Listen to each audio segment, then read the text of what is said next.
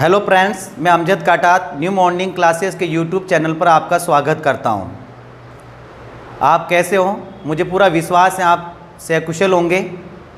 हम आज आपके लिए संविधान के निर्माण की प्रक्रिया के तहत हम एक नया टॉपिक लेकर आया आपके लिए। वह टॉपिक आपके लिए संविधान सभा है। क्या है टॉपिक? संविधान सभा। आज हम विस्तार से संविधान सभा को समझेंगे और बहुत सारे ऐसे क्वेश्चन संविधान सभा से जुड़े बनते जो कंपटीशन एग्जाम के अंतर्गत अधिकतर पूछे जाते हैं। संविधान सभा।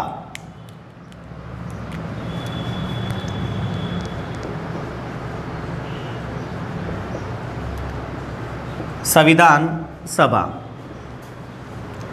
देखिए, आप संविधान सभा से जुड़े हुए क्वेश्चन के अंतर्गत सबसे पहले भारत में संविधान सभा की आवश्यकता के रूप में जो मांग की थी वह है 1922 के अंतर्गत महात्मा गांधी जी ने। 1922 में महात्मा गांधी जी इन्होंने हरिजन पत्रिका के अंतर्गत ये लिखा था कि भारत के लिए एक संविधान सभा होना जरूरी है। उसके बाद में अगर हम बात करें हमारे देश के अंतर्गत तो देखिए आप 1934, वैसे बहुत सारे मांग उठाने वाले थे, हम मुख्य ले रहे हैं। 1934 के अंदर एम.एन. राय जो वामपंथी नेता थे, इन्होंने मांग उठाई थी। उसके बाद की ओर अगर हम बात करें तो 1935 के अंतर्गत कांग्रेस ने मांग उठाई थी कि संविधान सभा होना जरूरी है। अब देखिए आप, इतनी मांगें उठी तो ब्रिटिश सरकार द्वारा इन मांगों को स्वीकार किया। उनको लगा कि वास्तविक रूप से संविधान सभा होनी चाहिए। तो इसके लिए 1940 के अंतर्गत 1940 के अंतर्गत ब्रिटिश सरकार ने ये कहा संविधान सभा होगी, संविधान सभा होगी भारतीयों के लिए। इसे अगस्त प्रस्ताव के नाम से भी जाना जाता है। तो देखिए आप, संविधान सभा होगी और उसमें उन्होंने बताया भारतीय लोग इसके सदस्य होंगे। तो इसका विरोध किया गया, कुछ नेताओं के द्वारा इस मांग को स्वीकार नहीं किया गया क्योंकि इसमें सभी लोग सदस्य हो सकते हैं। अब कौन होंगे फिक्स नहीं था, तो काफ़ी लोगों ने इसका, कांग्रेस पार्टी, महात्मा गांधी जी ने, उन्होंने काफ़ी इसका विरोध किया, तो इस मांग को स्वीकार नहीं किया गया था। एक चीज़ मैंने आपको ये बीच में छोड़ दी है, वो है 1938 के अंतर्गत पंडित जवाहरलाल नेहरू जी ने ये कहा संविधान सभा का जो गठन होगा वह वयस्क मताधिकार के आधार पर होगा। वयस्क मताधिकार के आधार पर संविधान सभा का गठन होगा। तो ये कुछ बातें हैं जो मांगों को हमें थोड़ा ध्यान रखना है कि 1922 के अंदर महात्मा गांधी जी ने कहा कि संविधान सभा की आवश्यकता महसूस की थी। 1934 के अंदर वामपंथी नेता एम.एन. रॉय ने संविधान सभा की मांग की थी। 1935 के अंदर कांग्रेस ने की थी और 1938 के अंतर्गत पंडित जवाहरलाल नेहरू ने कहा संविधान सभा का गठन वयस्क मताधिकार के आधार पर होगा। और 1940 के अंतर्गत ब्रिटिश सरकार ने यह कहा कि भारतीयों के लिए एक संविधान सभा होगी, उसमें बहुतायत लोग भारतीय लोग होंगे इसके अंतर्गत। इस कारण इसका कुछ विरोध हुआ और इस मांग को स्वीकार नहीं किया गया। आगे देखिए आप,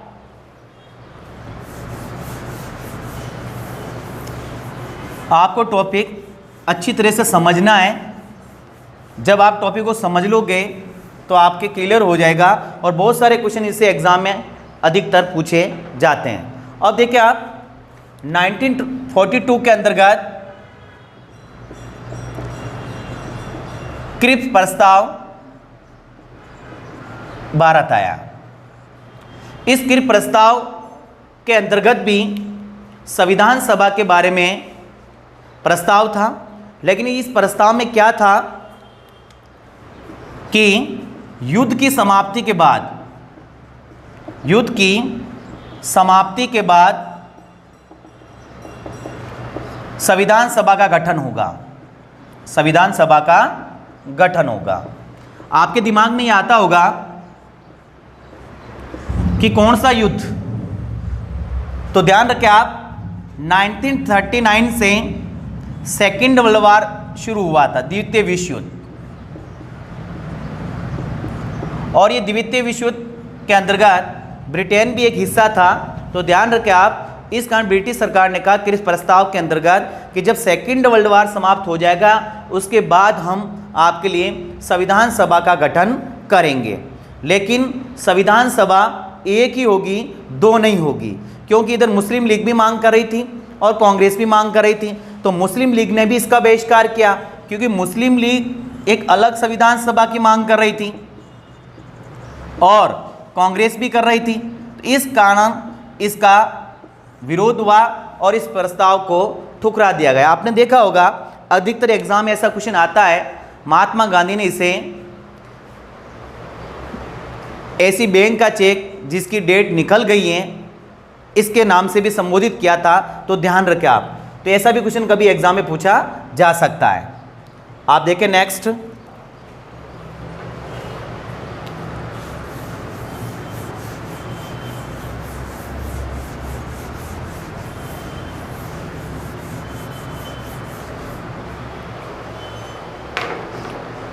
अब क्या होता है, सेकेंड वर्ल्ड वार की समाप्ति होती है और कैबिनेट मिशन भारत आता है ब्रिटिश सरकार के तत्वाधान में।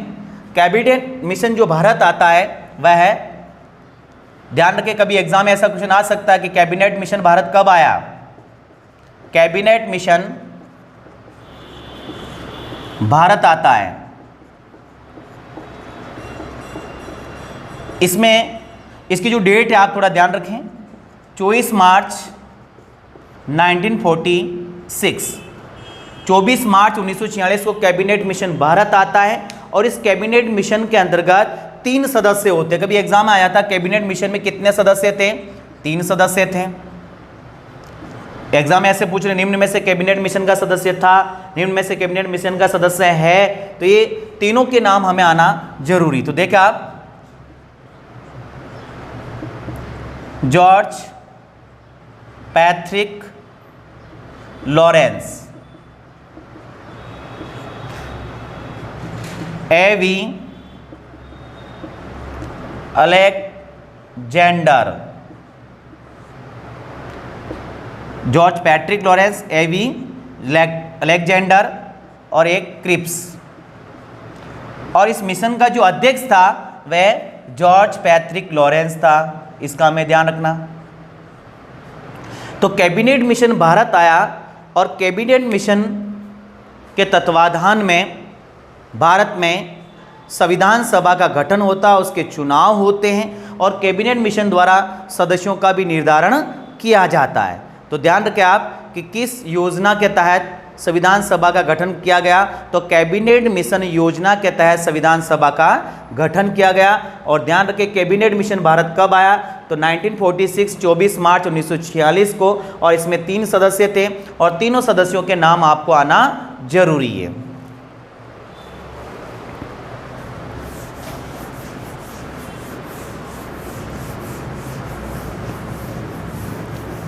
अब देखिए आप,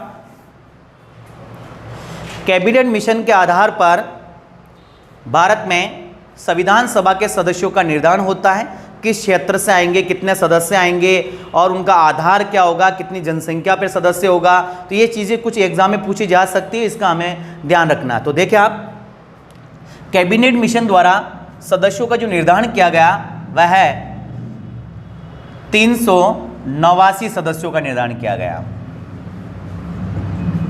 का निर्धारण कि भाई संविधान सभा में कितने सदस्य होंगे, 389। अब आपके दिमाग में बिल्कुल ये क्वेश्चन आता होगा कि 389 क्यों, 500 भी हो सकते, 400 भी हो सकते, 200 भी हो सकते, भाई 390 भी हो सकते हैं, 389 भी क्यों। तो ये कुछ ऐसे ध्यान रखना आप, इसके लिए मैं आपको बता रहा हूँ। इसके लिए जो कैबिनेट मिशन निर्धारित किया था, जनसंख्या को आधार बनाया। किसको आधार बनाया? जनसंख्या को आधार। और जनसंख्या का जो आधार था वो प्रति 10 लाख जनसंख्या पर एक सदस्य। कितनी जनसंख्या पर? 10 लाख जनसंख्या पर एक सदस्य का चयन किया गया संविधान सभा में। अर्थात उस टाइम हमारे देश के अंदर जो जनसंख्या थी लगभग 40 करोड़ थी। कितनी जनसंख्या थी? 40 करोड़ थी। इस कारण संविधान सभा के सदस्य जो निर्धारित किए गए वो 389 किए गए। तो यह भी हमें ध्यान रखना है कि कितनी जनसंख्या पे एक प्रतिनिधि का चयन किया गया? 10 लाख जनसंख्या पर संविधान सभा में सदस्य कितने थे? 389। अब एक चीज ध्यान रखें आप, ये 389 जो सदस्य आए वे किस किस क्षेत्र से आए? देखिए आप, एक था ब्रिटिश प्रांत, दूसरा देसी रियासतें, जो रजवाड़े वगैरह ना, देसी रियासतें, और तीसरा था चीफ कमिश्नर क्षेत्र। तो ये 3 क्षेत्रों से सदस्यों का निर्धारण किया गया। अब देखो ये 3 क्षेत्र से संख्या कभी आ जाए, काफी एग्जाम में ऐसा पूछा हुआ, देसी रियासतों से कितने थे, चीफ कमिश्नर क्षेत्र कौन कौन से थे, तो ऐसे भी एग्जाम में पूछे जा सकते हैं। आप दिमाग लगाएं और आराम से सुने, आप क्लास को अच्छी तरह से आपको समझ में आएगी। तो देखिए आप, ब्रिटिश प्रांत से जो सदस्य थे वह 292, यानी वे क्षेत्र जिसपे सीधा ब्रिटिश सरकार का अधिकार था। और दूसरा देसी रियासतें, वे क्षेत्र जिसके ऊपर हमारे देसी नरेशों का राज था, राजाओं का राज था। इसमें सदस्य जो आए वो 93 आए। और चीफ कमीशन क्षेत्र से जो आए 4 सदस्य आए। टोटल कितने हो गए आपके? 389। तो ये आंकड़ा हमें ध्यान रखना कि कहां से कितने आए। अब देखिए आप, इसके साथ साथ एक चीज और ध्यान रखना है कि इनका जो चयन हुआ इन क्षेत्रों से हुआ, बिल्कुल हुआ, लेकिन ये क्षेत्र से जो चयन हुआ ये निर्वाचित हुए या मनोनीत? भाई एग्जाम में क्वेश्चन बन गया आपके लिए कि संविधान सभा के सदस्यों का जो चयन हुआ वो निर्वाचन के आधार पर हुआ या फिर मनोनीत किया गया। तो ध्यान रखें आप, इसमें जो निर्वाचन हुआ वह है 292 सदस्यों का हुआ, 292 सदस्यों का हुआ। और 93 सदस्य जो हैं ये क्या हुए? मनोनीत हुए हैं। ध्यान रखें आप, अर्थात ये देसी राजाओं के क्षेत्र से थे और इनका जो चयन किया प्रांतीय विधानसभाओं के द्वारा इनका निर्वाचन हुआ। वयस्क मताधिकार के आधार पर डायरेक्ट हमने वोट इसके अंतर्गत नहीं दिया। तो इस चीज का भी हमें ध्यान रखना है। एक चीज ध्यान रखें आप, ये जो 4 चीफ कमिश्नर क्षेत्र हैं इसके नाम भी हमें आना जरूरी है।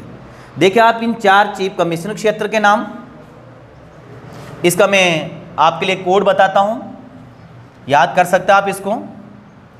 ABCD। ए यानी अजमेर, बी बलूचिस्तान जो वर्तमान में पाकिस्तान के अंतर्गत हैं, सी कुर्ग, एक एग्जाम में ऐसा भी पूछा हुआ है, ये क्षेत्र कहाँ आता है वर्तमान में? हमारे देश के अंदर कर्नाटका में आता है, ध्यान रखें आप। डी जो भारत की राजधानी दिल्ली। तो उस टाइम ये 4 की चीफ कमिश्नर क्षेत्र थे, इनके नाम आपको ध्यान रखना है। और जो अजमेर से जो भारत प्रतिनिधि जो गया था उसका नाम था मुकुट बिहारी भार्गव, मुकुट बिहारी भार्गव। ये भी हमें ध्यान रखना है। तो 4 चीफ कमीशन क्षेत्रों के नाम हमें आना जरूरी है, कभी एग्जाम में आ जाए कि निम्न में से चीफ कमीशन क्षेत्र था, निम्न में से नहीं था, तो इसका कोड याद रखें ABCD, A Ajmer, B Balochistan, C Coorg, D Delhi. तो ये आंकड़े थोड़े आपको ध्यान रखना है। नेक्स्ट देखिए आप,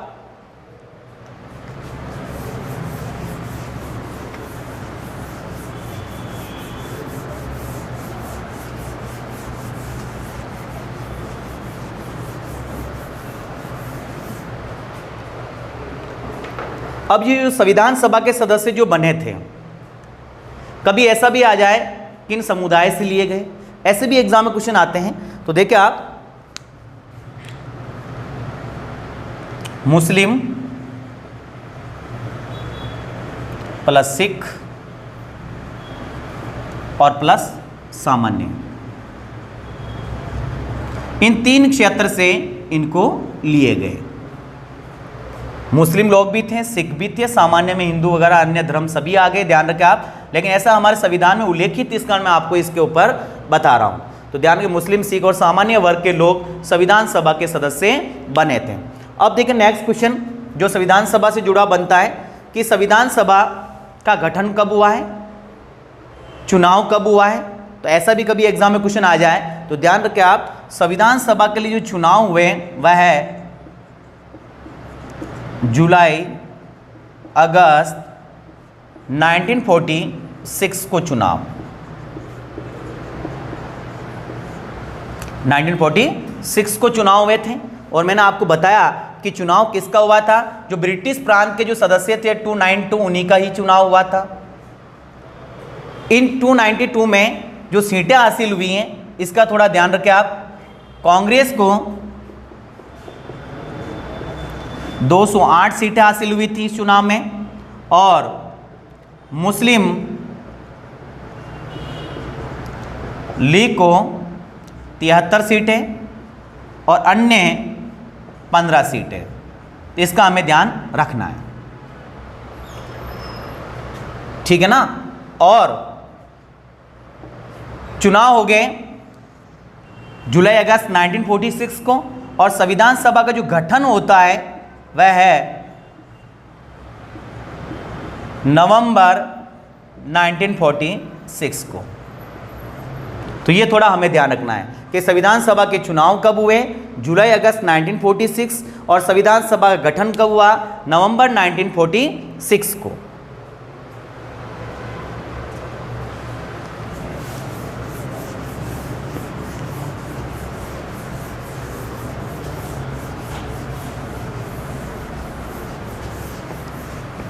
अब देखिए आप कि संविधान सभा से और क्या क्वेश्चन बनते हैं, कि संविधान निर्माण है और संविधान का निर्माण संविधान सभा ने ही किया, तो संविधान सभा से डेफिनेटली क्वेश्चन बनते हैं। हाँ, अब देखिए आप, संविधान सभा का जब गठन हो गया, सदस्य हो गए, तब संविधान के निर्माण की प्रक्रिया शुरू होगी, और उसके लिए कुछ अधिवेशन भी होंगे, समितियां भी बनेगी, और कौन कितने सदस्य हिस्सा ले रहे, तो ऐसे क्वेश्चन एग्जाम में बनते हैं। तो देखिए आप, एक चीज़ ध्यान रखें आप कि संविधान सभा में महिलाएं कितनी थी, इसका भी हमें ध्यान रखना है। राजस्थान से प्रतिनिधि कितने थे, इसका भी हमें ध्यान रखना है। तो देखिए आप, संविधान सभा में महिलाएं, संविधान सभा में महिलाएं कितनी थी, 15 थी। संविधान सभा में महिलाएं 15 थी। कुछ बुक्स के अंदर 9 लिखा हुआ मिलता है, तो ध्यान रखें 9 जो महिलाएं थी संविधान सभा में, वो संविधान सभा का जो प्रथम अधिवेशन हुआ था, संविधान सभा का प्रथम अधिवेशन 9 दिसंबर 1946 को हुआ था, उसमें 9 महिलाओं ने हिस्सा लिया था। और ओवरऑल जो महिलाएं थी संविधान सभा में वो कितनी थी, 15 थी। 15 के साथ एक क्वेश्चन और याद रखें आप, देखें राजस्थान से सदस्य, राजस्थान से सदस्य, राजस्थान से सदस्य संविधान सभा में भी 15 थे।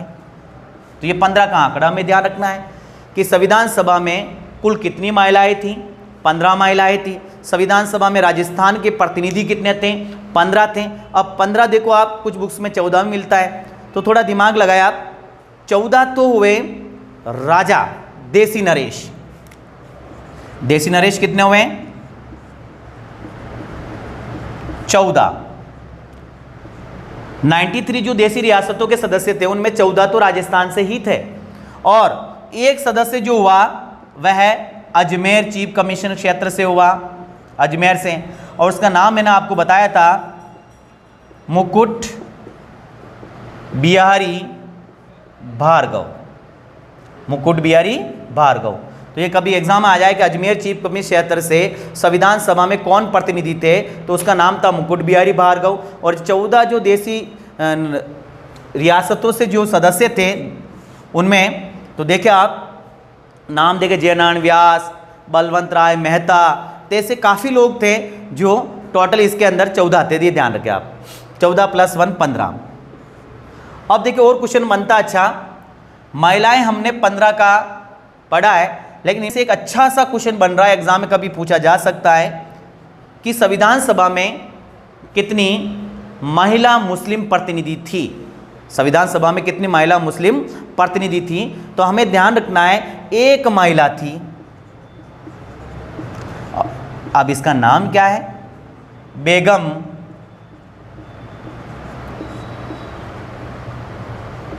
एयाज रसूल।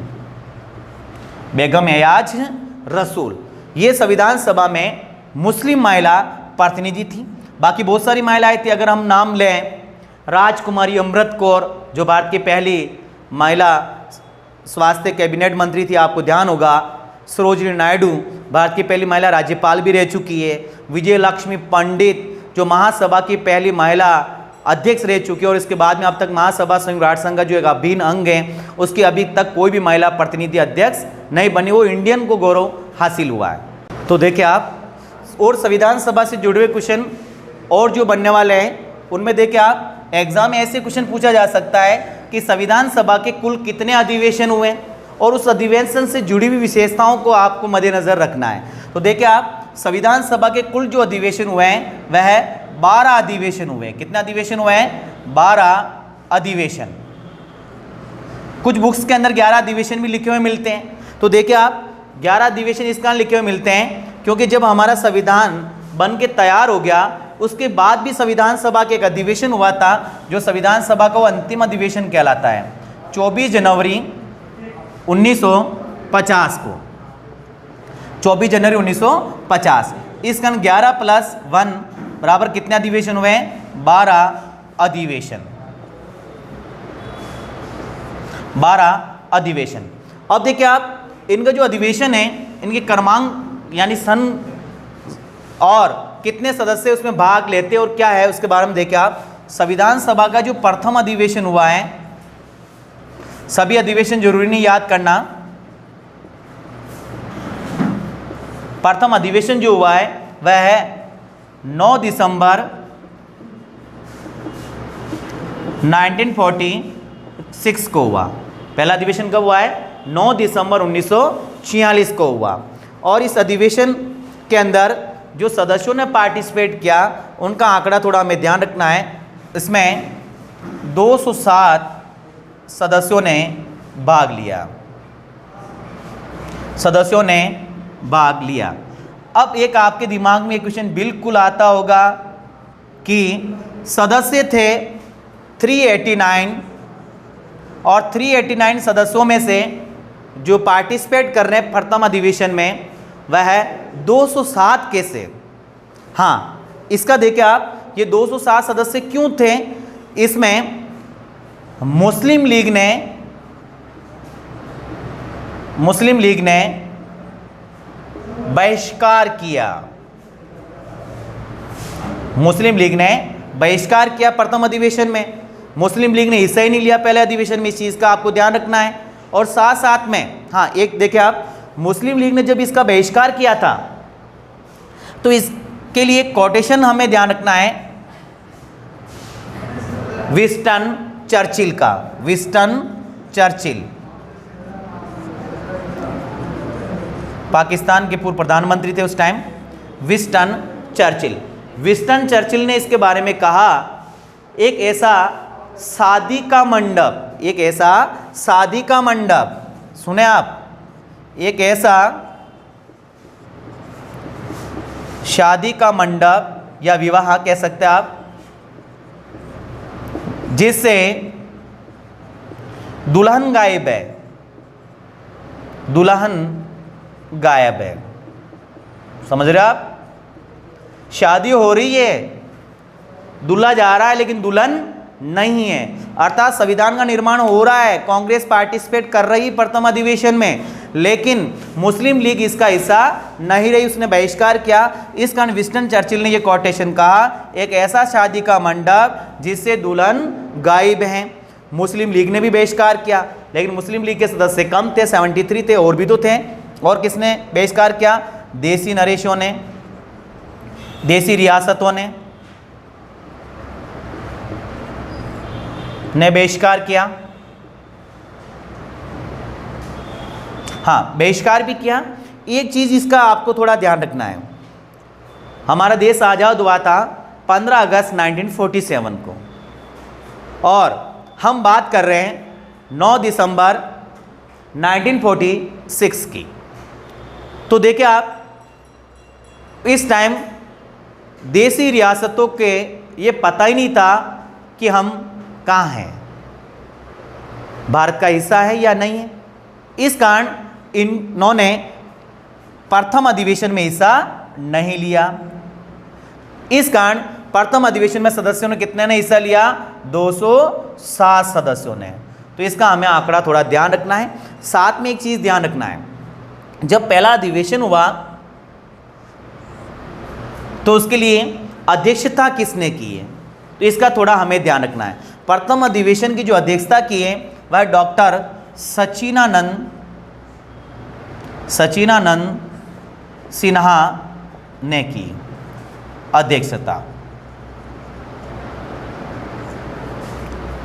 संविधान सभा के पहले अध्यक्ष कौन थे? और ये अध्यक्ष डॉक्टर सचिनानंद सिन्हा थे।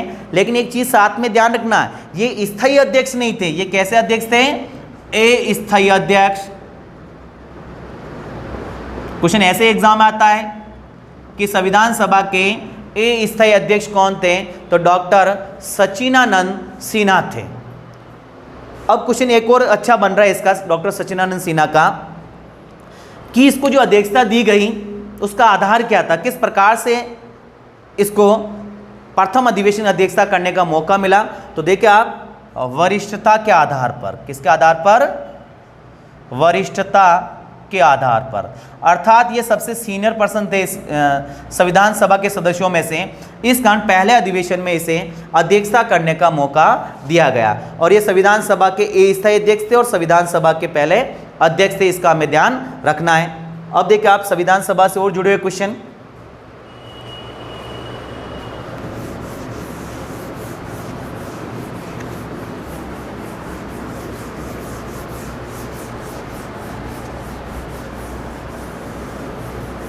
अब क्या होता है, संविधान सभा का सेकंड अधिवेशन होता है, वह 11 दिसंबर 1946 को होता है सेकंड अधिवेशन।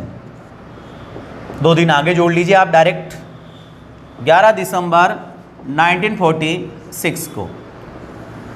अब इस अधिवेशन की विशेषता यह है कि इस अधिवेशन में संविधान सभा के स्थायी अध्यक्ष बन जाते हैं और उसका नाम क्या होता है? डॉक्टर राजेंद्र प्रसाद। डॉक्टर राजेंद्र प्रसाद। कि भाई संविधान सभा के स्थायी अध्यक्ष कौन थे? डॉक्टर राजेंद्र प्रसाद थे। और ये डॉक्टर राजेंद्र प्रसाद भारत के पहले क्या बने? राष्ट्रपति बने। और ये बिहार के निवासी हैं, इस चीज का हमें ध्यान रखना है। डॉक्टर राजेंद्र प्रसाद संविधान सभा के स्थायी अध्यक्ष बन गए और साथ में एक पद और था, उपाध्यक्ष। उपाध्यक्ष का हमें ध्यान रखना है। उपाध्यक्ष कौन था? एच.सी. मुखर्जी।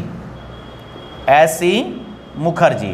तो ये भी नाम हमें ध्यान रखना है। संविधान सभा के स्थायी अध्यक्ष डॉक्टर राजेंद्र प्रसाद और संविधान सभा के उपाध्यक्ष एच.सी. मुखर्जी और संविधान सभा के अस्थायी अध्यक्ष डॉक्टर सचिनानंद सिन्हा। तो ये 3 अध्यक्षों के नाम थोड़े हमें ध्यान रखना है। अब देखिए नेक्स्ट, थर्ड अधिवेशन 13 दिसंबर 1946। इस अधिवेशन की एक खास विशेषता, और ये एग्जाम में ऐसा क्वेश्चन बन सकता है, काफ़ी एग्जामों में आया हुआ भी है, ध्यान रखें आप कि इस अधिवेशन के दौरान हमारे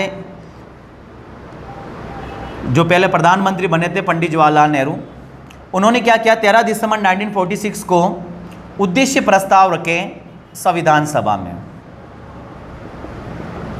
रखे। भाई एग्जाम में क्वेश्चन बनता है कि संविधान सभा में उद्देश्य प्रस्ताव कब प्रस्तुत किए गए, 13 दिसंबर 1946 को, और उद्देश्य प्रस्ताव संविधान सभा में किसने रखे, तो उसका नाम है पंडित जवाहरलाल नेहरू जी। एक आपके दिमाग में क्वेश्चन आता होगा, उद्देश्य प्रस्ताव थे क्या, तो देखिए आप, उद्देश्य प्रस्ताव भारत के उद्धार के लिए जो उद्देश्य थे, सामाजिक उद्देश्य, देश का विकास करने के लिए, उसको निर्धारण किया गया उद्देश्य प्रस्ताव के अंतर्गत कि क्या उद्देश्य हमारे देश का संविधान बनाने का, देश को अच्छा सर्वांगीण विकास करने का, ये कुछ बातें उल्लेखित थी, और इसको जो रखने वाले थे वो पंडित जवाहरलाल नेहरू थे। उद्देश्य प्रस्ताव से क्वेश्चन और देखें आप, ये क्वेश्चन ये है, भारतीय संविधान की जो प्रस्तावना है, प्रस्तावना का आधार उद्देश्य प्रस्ताव है। बहुत अच्छा क्वेश्चन है, ध्यान रखें आप कि भारतीय संविधान की प्रस्तावना का आधार क्या है, तो क्या होगा आंसर, उद्देश्य प्रस्ताव। साथ में क्वेश्चन ध्यान रखें, जब ये उद्देश्य प्रस्ताव रख दिए तो इन्हें स्वीकार नहीं किए गए, इन्हें स्वीकार नहीं किए गए, इन्हें स्वीकार बाद में किए। तो इसकी डेट आपको ध्यान रखनी है कि उद्देश्य प्रस्ताव स्वीकार कब किए गए सभी सदस्यों ने मिलकर, तो वह है 22 जनवरी 1947 को। उद्देश्य प्रस्ताव कब स्वीकार किए गए, 22 जनवरी 1947 को सर्वसम्मति से स्वीकार किए गए। तो उद्देश्य प्रस्ताव 13 दिसंबर 1946 को रखे पंडित जवाहरलाल नेहरू ने, और उद्देश्य प्रस्ताव भारतीय संविधान की प्रस्तावना का आधार है, और सर्वसम्मति से 22 जनवरी 1947 को इसे स्वीकार किया गया।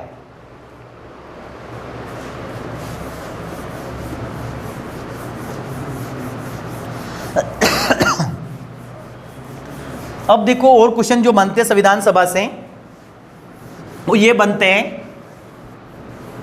संविधान बनाया तो उसका संवैधानिक सलाहकार कौन था, संविधान बनाया तो उसका संवैधानिक सलाहकार कौन था, तो ध्यान रखें आप, संवैधानिक सलाहकार,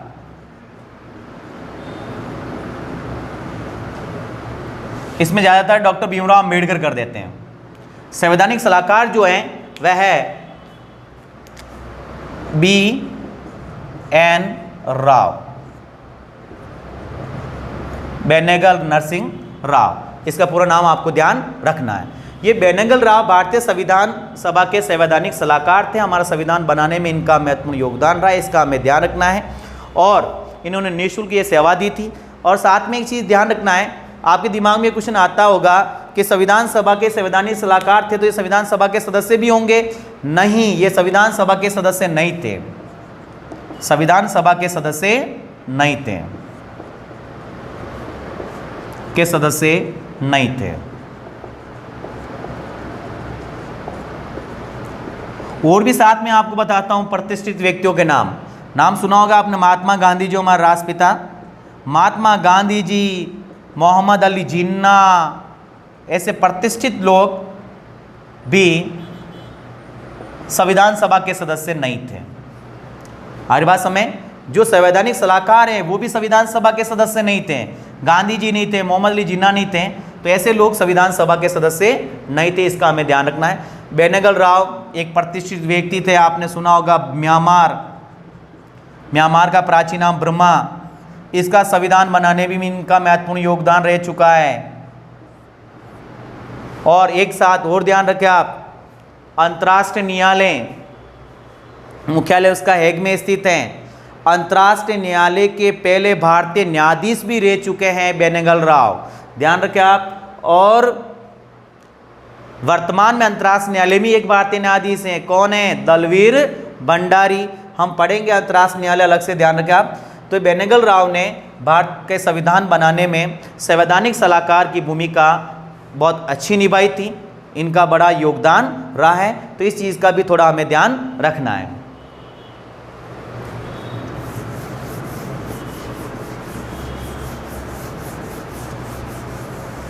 अब देखें नेक्स्ट, भारत का क्या हो जाता है, विभाजन हो जाता है, भारत का विभाजन हो जाता है। और भारत का जो विभाजन होता है वो लॉर्ड माउंटबेटन योजना के तहत होता है।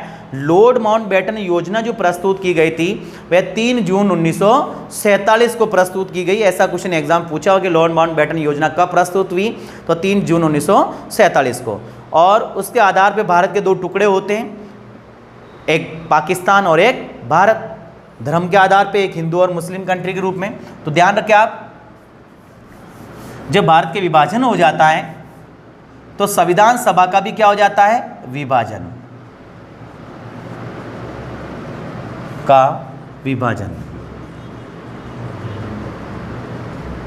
क्वेश्चन बनता है कि भारत एवं पाकिस्तान के विभाजन होने के बाद संविधान सभा में कितने सदस्य शेष रहे। तो देखिए आप 299 सदस्य शेष रहे, 299 सदस्य शेष रहते भारतीय संविधान सभा में। और पीछे कितने चले गए, 90 सदस्य कहां चले गए, पाकिस्तान। पाकिस्तान सदस्य जो गए वो 90 सदस्य चले गए संविधान सभा के, और शेष जो 389 टोटल हमारे संविधान सभा के सदस्य थे, तो 389 में से 90 माइनस कर दीजिए, कितने रहे, 299। इन लोगों ने मिलकर भारत के संविधान की बागडोर वापस संभाली थी। और इसमें भी ध्यान रखें आप, 299 में से जो सदस्य 70 सदस्य देसी रियासतों के थे। कितने सदस्य हैं, 70 सदस्य देसी रियासतों के शेष रह गए थे 299 के अंदर। कभी ऐसा क्वेश्चन एग्जाम आ जाए तो इस पे भी आपको फोकस रखना है। तो भारत का विभाजन होने के बाद संविधान सभा में जो शेष सदस्य रहे वो 299 रहे, और मुस्लिम लीग के जो सदस्य या पाकिस्तान जो सदस्य चले गए वो कितने चले गए, 90 सदस्य चले गए। इसका हमें ध्यान रखना है। अब देखें नेक्स्ट क्वेश्चन। नेक्स्ट जो क्वेश्चन बनता है, भारत का संविधान हम बना रहे हैं और अंबेडकर का जिक्र ना करें, पढ़ा रहे हैं संविधान के निर्माण की प्रक्रिया संविधान सभा, और अंबेडकर जी का जिक्र ना हो तो ये बात हुई नहीं कि डॉक्टर भीमराव अंबेडकर संविधान निर्माता के नाम से जाने जाते हैं। तो इस पे तो हमें ध्यान रखना ही है। तो डॉक्टर अंबेडकर साहब का भी इसमें योगदान रहा अच्छा खासा। तो उसके बारे में देखिए आप, क्वेश्चन जो बनता है, डॉक्टर अंबेडकर साहब, डॉक्टर भीमराव अंबेडकर दलितों के मसीहा, डॉक्टर भीमराव अंबेडकर जो इसके एक साथ कहानी जुड़ी हुई है। डॉक्टर भीमराव अंबेडकर संविधान सभा के सदस्य कहाँ से चयनित हुए थे, ऐसा क्वेश्चन कभी एग्जाम में आ सकता है। तो देखिए आप, डॉक्टर भीमराव अंबेडकर जो संविधान सभा के जो प्रारंभिक सदस्य बने थे, पहले वो बॉम्बे से या मुंबई से कह दीजिए आप, मुंबई से चुनाव लड़ा, लेकिन क्या हुआ, हार गए। फिर वापिस सदस्य मुस्लिम लीग की सहायता से, मुस्लिम लीग की सहायता से बंगाल से निर्वाचित होते हैं। कहां से निर्वाचित होते हैं, जयसुल कुलना क्षेत्र जो होता है बंगाल से, यहां से निर्वाचित होते हैं और संविधान सभा के सदस्य बनते हैं। और एक क्षेत्र बंगाल जो पूर्वी पाकिस्तान का हिस्सा बन जाता है जब भारत के 2 टुकड़े होते हैं, जब भारत स्वतंत्र होता है। क्योंकि पाकिस्तान 2 हिस्सों में था, पश्चिमी पाकिस्तान और पूर्वी पाकिस्तान। तो पूर्वी पाकिस्तान में एक क्षेत्र चला जाता है जयसुल कुलना। तो अब क्या होता है, अंबेडकर साहब की सीट यहां से रिक्त हो जाती है, वापस हट जाते हैं यहां से। अब क्या होता है, इनकी आवश्यकता अंबेडकर साहब के संविधान निर्माण के लिए। तो हमारे संविधान सभा के जो संवैधानिक सलाहकार थे BN राव, उन्होंने क्या किया, संविधान सभा के अध्यक्ष से बात की, डॉक्टर राजेंद्र प्रसाद जी से, कि अंबेडकर जी को संविधान सभा का सदस्य बनाया जाए। फिर डॉक्टर राजेंद्र प्रसाद जी ने मुंबई के प्रधानमंत्री प्रेसिडेंट के जो थे बीजी खैर, क्या नाम था उसका, बीजी खैर,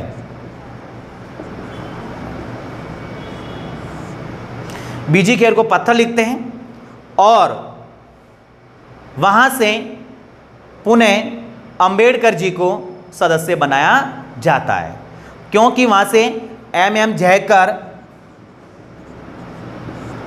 सीट रिक्त कर देते हैं।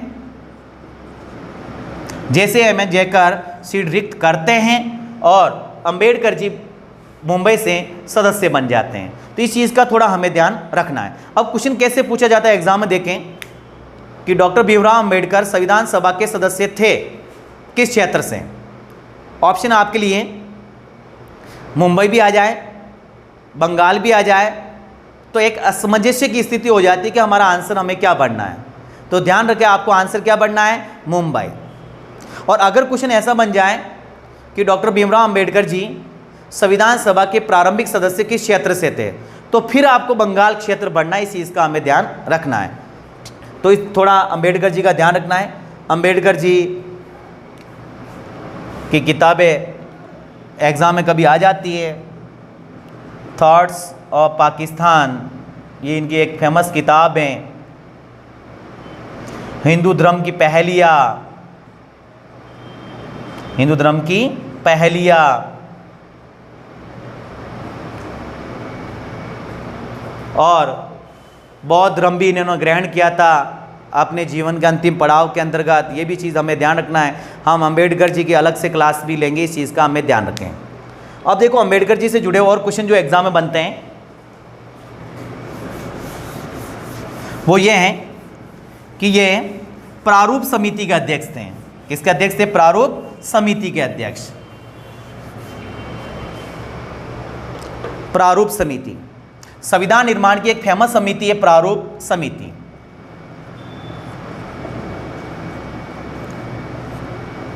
प्रारूप समिति का जो गठन हुआ है वह 29 अगस्त 1947 को हुआ है।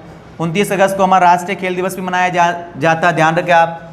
हाँ, 29 अगस्त 1947 को प्रारूप समिति का गठन हुआ था। और इसमें जो सदस्य थे वह सदस्यों की संख्या भी कभी एग्जाम में पूछी जा सकती है। तो सदस्य थे 7 सदस्य थे। और इसका जो अध्यक्ष बनाया गया वो कौन था, भीमराव अंबेडकर। कि वे प्रारूप समिति का अध्यक्ष कौन थे, डॉक्टर भीमराव अंबेडकर थे।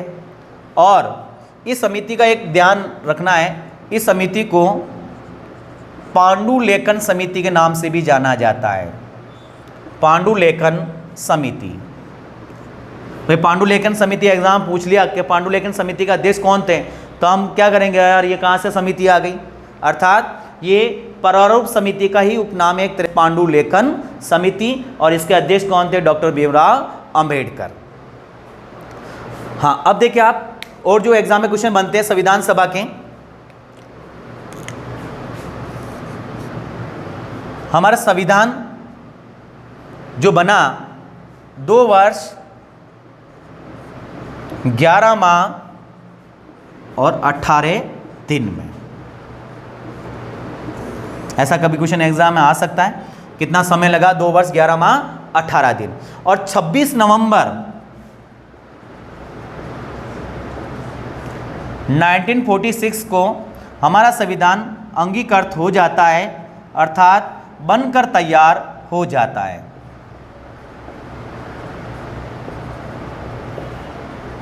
छब्बीस नवंबर 1946 को 26 नवंबर 1946 को हमारा संविधान बन के तैयार होता है। और इस दिन हमारे कुछ अनुच्छेद प्रभावी हो जाते हैं, अर्थात लागू हो जाते हैं। ऐसा एग्जाम में क्वेश्चन आ सकता है कि भारत का आंशिक संविधान कब लागू हुआ। भारत का आंशिक संविधान लागू हुआ कौन सी डेट पर, 26 नवंबर 46 लिख दिया मैंने आपके यहाँ पर, 26 नवंबर 1949। तो यहाँ पर आंशिक संविधान लागू हो गया 26 नवंबर 1949 को। इसमें 16 अनुच्छेद प्रभावी होते हैं। कितने अनुच्छेद प्रभावी होते हैं? 16 अनुच्छेद। कुछ बुक्स के अंदर 15 अनुच्छेद भी लिखे हुए मिल सकते हैं आपको, इसको मैं आपके लिए क्लियर कर रहा हूं। अभी हमने अनुच्छेद की क्लास पढ़ी, उसके अंदर मैंने पहले बता दिया आपको, भारतीय संविधान का अनुच्छेद क्रमांक 394,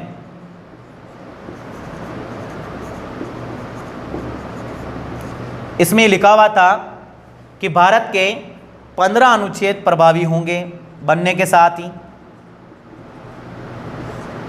तो जिस अनुच्छेद में लिखे हुए हैं वह अनुच्छेद भी प्लस हो जाएगा, वह अनुच्छेद भी प्लस हो जाएगा। तो 1 + 15 कितना हो गए?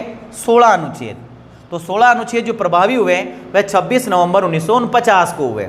अगर हम बात करें मुख्य तौर पे कौन सा अनुच्छेद थे, तो अनुच्छेद नंबर 5, 6, 7, 8, 9, 60, 324, 366, 67, 80, 393, 94, तो ऐसे काफ़ी अनुच्छेद हैं, इसका हमें ध्यान रखना है। तो ये अनुच्छेद 26 नवंबर 1949 को ही प्रभावी हो गए। इसमें नागरिकता से संबंधित हो गए, शपथ से हो गया, निर्वाचन आयोग से संबंधित हो गया। हाँ, इस अनुच्छेद को थोड़ा आपको फोकस करना है। अनुच्छेद 380 में भारत के राष्ट्रपति के बारे में उल्लेखित है कि भारत का राष्ट्रपति जब तक हमारा संविधान लागू नहीं होता डॉक्टर राजेंद्र प्रसाद रहेंगे। तो ध्यान रखें आप। और वर्तमान में अनुच्छेद क्या हो गया? निरस्त हो गया। और 393 के अंदर ध्यान रखें आप, भारतीय संविधान के शीर्षक के बारे में उल्लेख है कि भारतीय संविधान का शीर्षक क्या होगा। तो भारतीय संविधान का शीर्षक ये भारत का संविधान, भारत का संविधान, ये शीर्षक किसके नाम से है और ये बात का उल्लेख अनुच्छेद 393 के तहत है। हाँ, अब देखिए और क्या क्वेश्चन बनते हैं।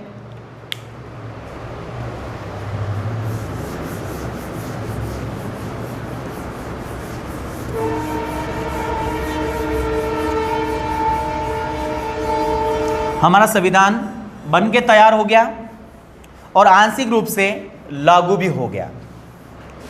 26 नवंबर की जो डेट है जिसपे बन के तैयार हुआ, उसको विधि दिवस के रूप में मनाया जाता है।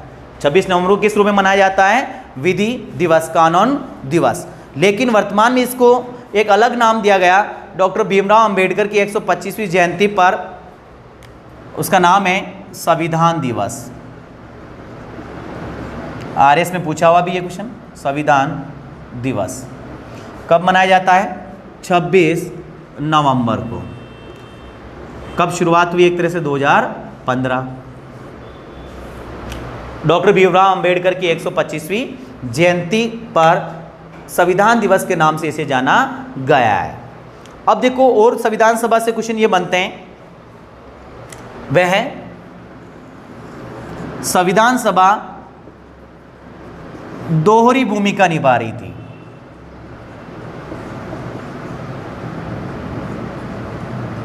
संविधान सभा दोहरी भूमिका निभा रही थी, दो कार्य कर रही थी। क्या क्या कार्य? संविधान का निर्माण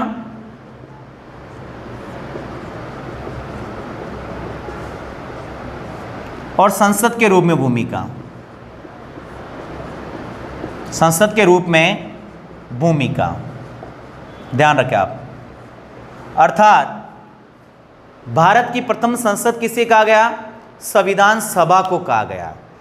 जब तक हमारे देश की संसद का गठन नहीं हुआ, जब तक संविधान सभा ने बखूबी अपनी भूमिका निभाई थी। इन्होंने नवंबर 1947 से 13 मई 1952 तक संविधान सभा के रूप में संसद के रूप में कार्य किया था संविधान सभा ने। अब ये 13 मई क्यों लिखा मैंने?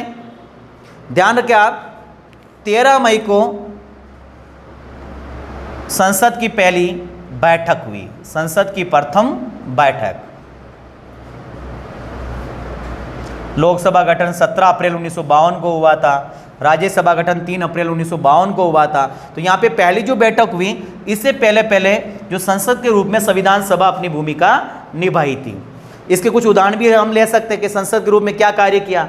हाँ, इससे पहले एक चीज़ आपको ध्यान रखना है, हमने संविधान सभा के जो स्थायी अध्यक्ष थे डॉक्टर राजेंद्र प्रसाद थे। जब ये संविधान सभा संसद के रूप में अपना कार्य करती तो इसमें अध्यक्ष चेंज हो जाता है, और वो अध्यक्ष कौन रहता है? जीवी मावलंकर। कौन था? जीवी मावलंकर। संसद के रूप में जो कार्य करती, जब अध्यक्षता करता गणेश वासुदेव मावलंकर। इसका नाम तो आपने सुना ही होगा। ये लोकसभा के पहले क्या थे? अध्यक्ष थे, और अध्यक्ष लोकसभा के रहे उससे पहले ये संविधान सभा जब संसद के रूप में कार्य करती उस टाइम जो अध्यक्षता करता था गणेश वासुदेव मावलंकर करता था। अगर संसद की भूमिका अगर हम देखें, संविधान सभा संसद के रूप में भूमिका निभाई, जिसमें ये बताओ कि राष्ट्रपति निर्वाचित होता है या नियुक्त होता है? राष्ट्रपति निर्वाचित होता है। राष्ट्रपति क्या होता है? निर्वाचित होता है, अर्थात राष्ट्रपति का चुनाव होता है। और हमारे देश के जो पहले राष्ट्रपति बने डॉक्टर राजेंद्र प्रसाद 1950 में, 26 जनवरी 1950 को, क्या उस टाइम संसद का गठन हुआ? संसद 13 मई 1952 को आ रही है। तो फिर चुनाव, क्योंकि राष्ट्रपति के चुनाव में संसद के निर्वाचित सदस्य और विधानसभा के निर्वाचित सदस्य पार्टिसिपेट करते हैं, तो यहाँ पे विधानसभा भी नहीं है और संसद भी नहीं है, अर्थात यहाँ पर जो इनका चयन किया गया वो किसने किया? संविधान सभा ने।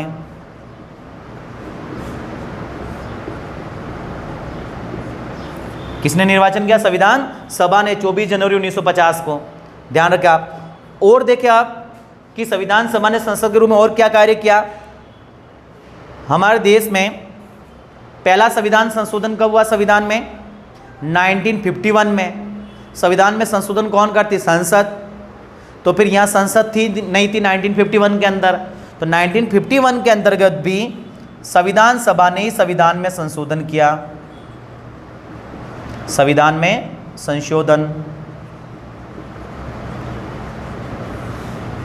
भारत को 1949 के अंदर राष्ट्रमंडल की मान्यता देना, 24 जनवरी 1950 को राष्ट्रगीत राष्ट्रगान को मान्यता देना।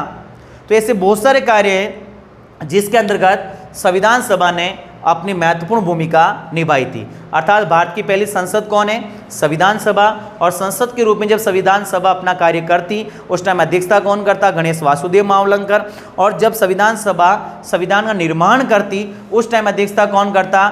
डॉक्टर राजेंद्र प्रसाद।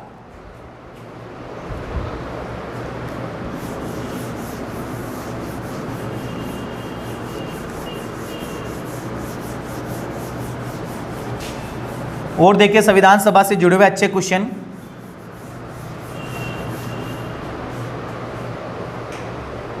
संविधान जब हमारा बन के तैयार हुआ उस मूल प्रतिलिपि पर हस्ताक्षरकर्ताओं की संख्याओं का हमें थोड़ा ध्यान रखना है। जब हमारा संविधान बन के तैयार हुआ उस पर कितने लोगों ने हस्ताक्षर किया, ये हमें ध्यान रखना है। कितने लोगों ने किया? 284 सदस्य। कितने में से? 299, क्योंकि 90 सदस्य ऑलरेडी पहले 1947 में कहाँ चले गए? पाकिस्तान चले गए। तो 299 सदस्यों में से 284 सदस्यों ने मूल संविधान पर हस्ताक्षर किया। ये आंकड़ा भी हमें थोड़ा ध्यान रखना है। देखो आंकड़ों में संविधान सभा में कुल सदस्य 389। भारत पाकिस्तान का विभाजन हो जाता है उसके बाद सदस्य कितने रहते? 299। कितने सदस्य हस्ताक्षर करे? 284। तो ये तो आपको आंकड़े याद रखने ही हैं। हाँ, अब 284 सदस्यों ने हस्ताक्षर किया, 284 सदस्यों ने। उसमें एक क्वेश्चन अच्छा सा एक बन रहा है, वो ये क्वेश्चन है पहला हस्ताक्षरकर्ता कौन था? प्रथम हस्ताक्षरकर्ता कौन था? तो देखिए आप, प्रथम हस्ताक्षरकर्ता कौन थे? हस्ताक्षर करता, प्रथम जो हस्ताक्षर करता थे वह नेहरू जी थे। प्रथम हस्ताक्षरकर्ता कौन थे? पंडित जवाहरलाल नेहरू जी थे। और अंतिम हस्ताक्षरकर्ता कौन थे? डॉक्टर राजेंद्र प्रसाद थे। ये चीज भी हमें ध्यान रखना है। कि प्रथम हस्ताक्षरकर्ता पंडित जवाहरलाल नेहरू और अंतिम हस्ताक्षरकर्ता डॉक्टर राजेंद्र प्रसाद। ये हमारे देश के पहले पीएम बन जाते हैं और ये हमारे देश के पहले राष्ट्रपति बन जाते हैं। इस चीज़ का भी हमें ध्यान रखना है। अब देखें नेक्स्ट संविधान सभा से जुड़े हुए क्वेश्चन।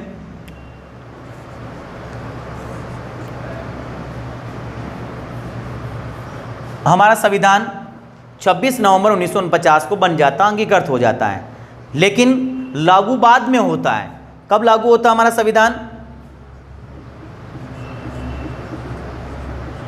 26 जनवरी 1950 को।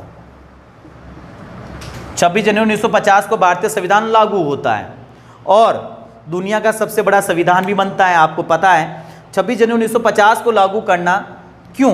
26 नवंबर को बना है 1949 को और हम लागू कर रहे हैं 26 जनवरी 1950 को। तो इसके साथ में आपको एक चीज़ ध्यान रखना है, भारत में जो पहला स्वतंत्रता दिवस मनाया गया, स्वतंत्रता दिवस, वह 26 जनवरी 1930 को मनाया गया था। इस चीज़ का ध्यान रखना है।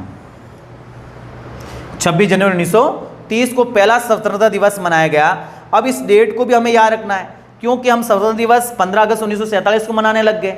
15 अगस्त 1947 को हमारा देश आज़ाद हुआ तो हम 15 अगस्त को स्वतंत्रता दिवस मना रहे हैं। इस कारण अब 26 जनवरी को हम स्वतंत्रता दिवस नहीं मना सकते। इस कारण इस डेट को स्मरणीय बनाने के लिए, यादगार बनाने के लिए हमने संविधान को लागू कब किया? 26 जनवरी 1950 को। और ये 26 जनवरी की डेट वर्तमान में गणतंत्र दिवस के रूप में मनाई जाती है। किसके रूप में? गणतंत्र दिवस के रूप में 26 जनवरी की डेट मनाई जाती है। इस चीज़ का हमें ध्यान रखना है। और देखिए आप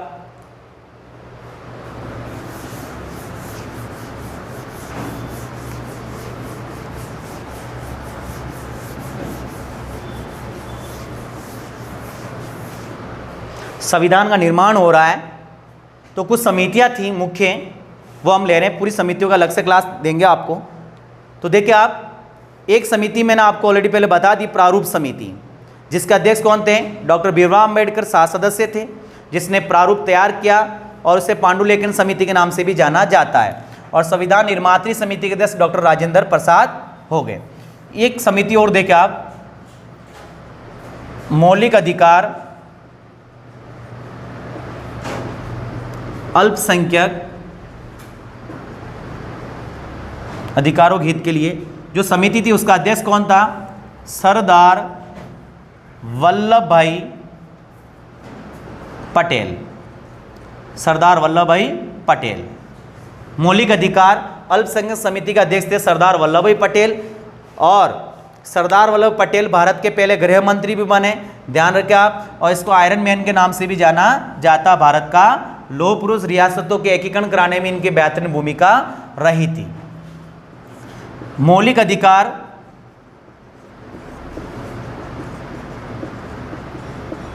उप समिति, मौलिक अधिकार उप समिति, इसके थे आचार्य जेपी कृपलानी, ये नाम भी हमें ध्यान रखना है। एक मौलिक अधिकार अल्पसंख्यक उप समिति, इसके अध्यक्ष थे एच.सी. मुखर्जी, ये नाम भी हमें ध्यान रखना है।